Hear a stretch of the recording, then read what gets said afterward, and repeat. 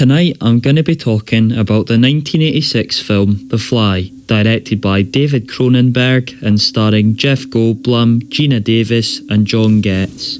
I'm going to try my best to give a brief synopsis of the plot and discuss the themes present in the film.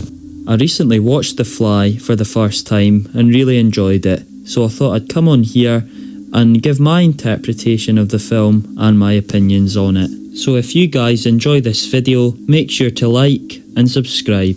The film opens mid-conversation between our two main characters, Seth Brundle and Veronica Quaife. The two are at an event hosted by Bartok Industries, where Brundle, a talented inventor, tells Veronica about his invention, the telepods. Seth explains these devices are capable of disintegrating matter, transmitting it across space and reintegrating it, teleporting it, for lack of a better term. Unbeknown to Seth, Veronica is actually a reporter for a scientific magazine named Particle. Despite being skeptical, Veronica takes an interest in Seth and covering his story. The two go back to the laboratory Seth has been working in, and after a successful demonstration of the telepods, Veronica decides she's going to report on Seth's project. The following day, Veronica heads to the Particle magazine office to speak to her ex-partner and current editor, Stathis Borens, played by John Getz. Stathis is also sceptical about Brundle's invention and dismisses the story initially. Because of her editor's dismissiveness, Veronica decides to track Seth's progress instead as he works on improving the telepods. During a meal between Seth and Veronica, Seth states that the telepods are having issues when it comes to teleporting organic beings.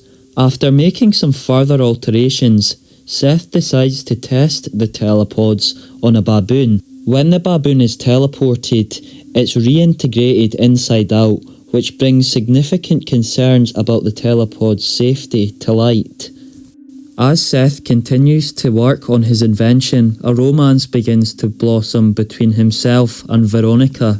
The two later engage in intercourse, and this seems to increase Seth's drive to perfect his invention. Having made further improvements to the device, Seth decides to test the telepods on another baboon. Fortunately, the device is able to reintegrate the baboon successfully, and the two celebrate until Veronica leaves hastily after an issue of Particle magazine covering Seth's story arrives in his laboratory. After a night of celebration, Seth decides to drunkenly use the teleporter on himself. Feeling intimidated by Veronica's past with Stathis, Seth enters the telepod and begins the teleportation sequence. He fails to notice a housefly has joined him in the device. Seth is then successfully reintegrated into the secondary telepod, and everything seems to be fine at first. However, this commences a horrifying transformation as the DNA of Seth and the housefly he teleported with have been spliced together at a genetic level. So, what is it that makes Seth's metamorphosis throughout the film so disturbing?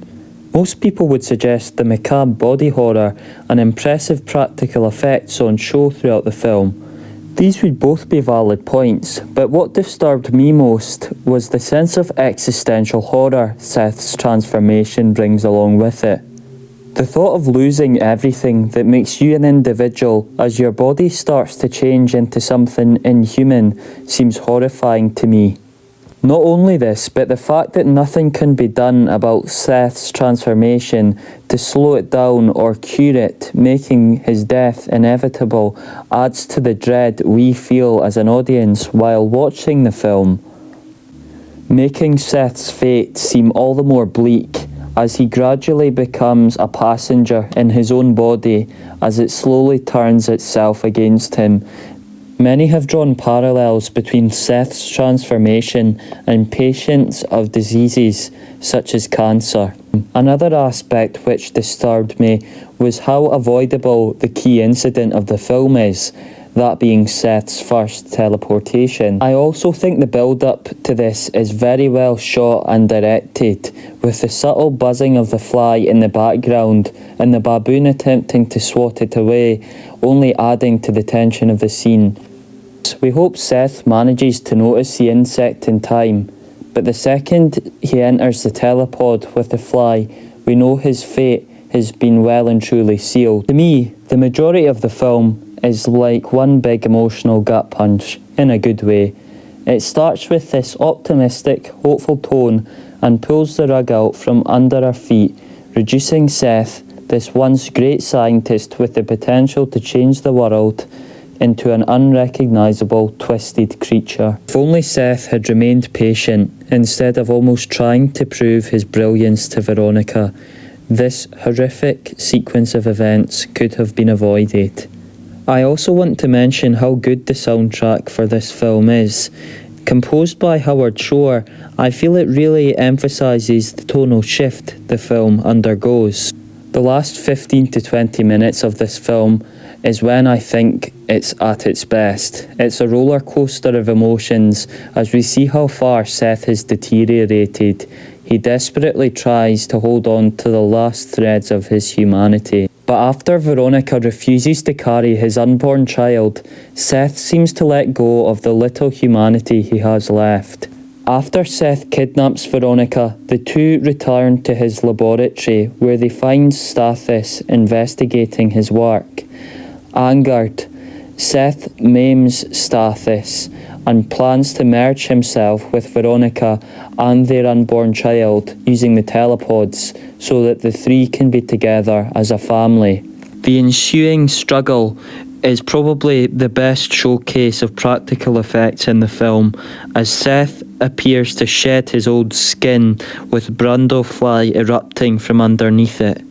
Thankfully, Stathis manages to sever the connection between the three telepods, and Veronica escapes just before the teleportation sequence initiates. However, Seth, or Brundlefly, isn't so lucky, and partly becomes fused with the telepod. Brundlefly then emerges from the telepod, and it's just as horrific as we could have imagined, as we see parts of the machine are entangled in Brundlefly's twisted flesh. He slowly crawls his way towards Veronica, now holding Stathis' shotgun, as he finally makes his way to Veronica, who is now distraught as the man she once loved has become something entirely inhuman. He then directs the shotgun towards his head, and Veronica puts him out of his misery. Concluding the film as the screen fades to black. Overall, I think this film is a masterpiece in storytelling, and its influence on the genre is still felt today, like in films such as The Substance, released last year. Every scene feels as if it serves a purpose to the story, and the performances by the cast are phenomenal, particularly Jeff Goldblum as Seth Brundle. David Cronenberg's directing is some of his best in this film, and the atmosphere he creates throughout is unforgettable. I know I may have spoiled the film's ending, but I'd recommend giving it a watch if you haven't already. Thank you for watching, everyone. If you enjoyed the video, don't forget to leave a like and subscribe. Leave your thoughts on the film in the comments below, and subscribe to see more videos like this in the future. Thank you again for watching, and take care. Bye.